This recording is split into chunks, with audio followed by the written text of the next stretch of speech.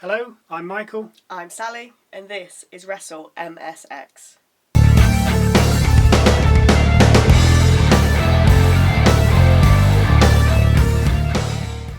The show opened with Nick Aldis introducing the new Queen of the Ring to the ring, Nia Jax. After putting the crown on her head, Gunther, take note, she ordered Bayley to come out from the back.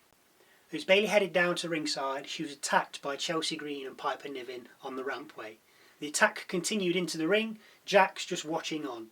With Bayley disposed of, Chelsea Green said, "It's not Bayley you've got to be worried about," not meaning her obviously, she means Niven. Jax looked Piper squarely in the face and said, "I don't give a damn who the champion is, because I'll annihilate her regardless."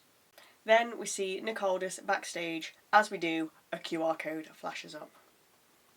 After scanning this, you get taken to various words arranged in a circle, all of these words seemingly having been seen before in different guises. Each circle has a Pluto symbol next to it. On clicking on the words, you get taken to a video clip. The clips you see are what looks like all the previous QR code clips. We didn't see anything different, maybe we missed something. But generally, if you've seen the previous QR codes, you won't miss anything here. Now, I was thinking about when they come in. Now, just imagine Tama Tonga and Tongaloa facing off against Uncle Howdy and co. Like, because they're obviously two heel factions. Imagine when... I don't know, I'm looking forward to that kind of thing. Anyway, back to Nick Aldis. We see him engage with AJ Styles. Styles asking if he can have some ring time later. Aldis obliges. We also see an upcoming match for later, the Bloodline versus the Street Profits. Next out we have Tommaso Ciampa against Austin Theory, Ciampa accompanied by Gargano, Theory with Waller. Before the match gets underway, we see Naomi asking Bayley if she's good to go after her earlier attack, and she is. So I'm proposing it'll be Bayley and Naomi against Niven and Green later. You reckon? Back to the match. Theory works Ciampa's neck and gets a 2 count after a flying clothesline. Ataxia gets Austin a 2 count. The problem, well, not the problem, but the problem with the finisher Ataxia is that it looks like Theory's opponent is doing a rock bottom on him.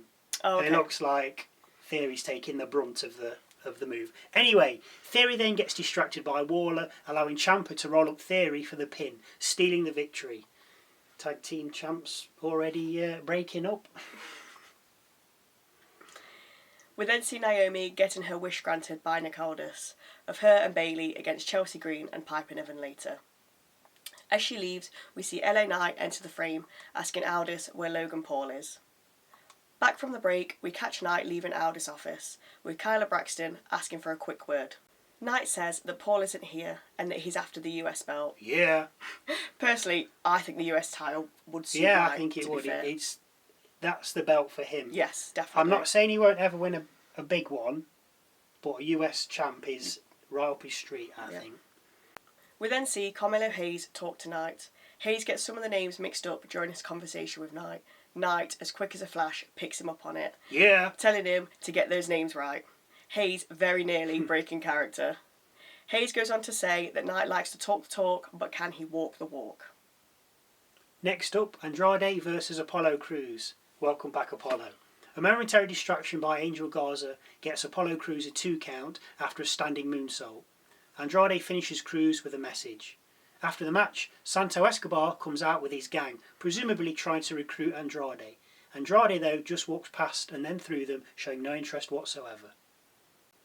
We then head to the Bloodline.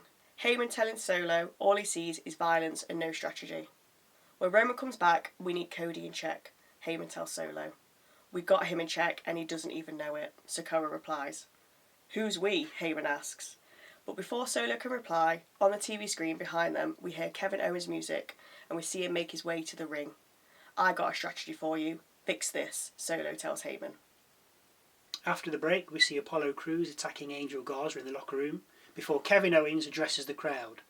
Owens tells the crowd that Randy Orton isn't here tonight, but he does know who is here, Solo Sikoa on the Bloodline. He then gets interrupted by Paul Heyman. Roman Reigns had respect for you, Solo has none, Heyman tells Owens. Heyman called the new Bloodline recruits criminals and thugs. They want to take you out, so back off, pleaded the wise man. Kevin Owens refused his help, saying, "I don't want the Bloodline in my world." Heyman then goes on a huge rant, asking why no one will listen to him. During his rant, he inadvertently hits Owens with the mic. As Owens goes to attack Heyman, the Bloodline appear from the back and head down towards the ring. As they get closer to the ring, the Street Profits slide in from behind Owens and stand beside him. A scuffle then ensues, naturally. Back from the break, the match between the Bloodline and the Street Profits is already underway. The blockbuster on Tangaloa only gets a 2 count, because Tama manages to break the pin. Ford of the Street Profits then hits Tanga with a huge frog splash, but in rushes Tama and hits Ford with a flatliner and covers him for the pin. Tama, the legal man, after he tagged Tanga before the frog splash was hit. Backstage, we see Jade Cargill offering to put Indy Hartwell on the shelf next to her tag team partner, Candice LeRae. Back from the break, we see Kyla Braxton interviewing Michin.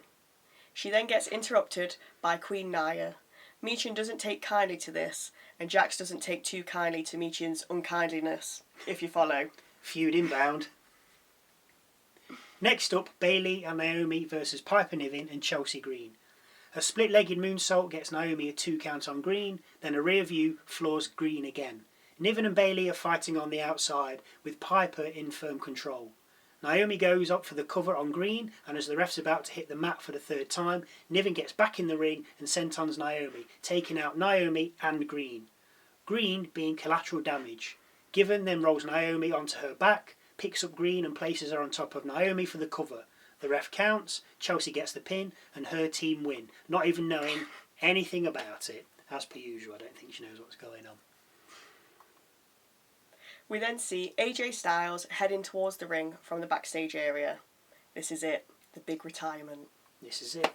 As he walks through, we see LA Knight telling him he has respect for him. Styles then bumps into Cody Rhodes. As the two men shake hands, AJ whispers something into Cody's ear. Styles then approaches gorilla position, where the awaiting Luke Gallows and Carl Anderson greet him. He asks them to accompany him to the ring. AJ speaks about being able to see his son's graduation, and that it's time to spend more time at home. After doing one more too sweet with his Bullet Club buddies, he tells the crowd, "I asked Cody to come out when I called him. So can you come out please, Cody?" Styles asks Rhodes. "This is the house AJ Styles built, and I want to hand you the keys," Styles tells Rhodes. I think you find it was The Rock that built that house, AJ, but never mind. Cody thanked him for being a big bro, with tears in his eyes. Cody then raised AJ's hand to every side of the ring to get the appreciation of the fans. Then, with their backs to the hard camera, Styles turned on Cody, taking him down with a short-arm clothesline before giving him a beatdown. The show goes off the air just after AJ performed a Styles clash on Rhodes, off the ring steps, onto the ground. No retirement here then. Must not be. Thank you again for watching. And we hope to see you again soon.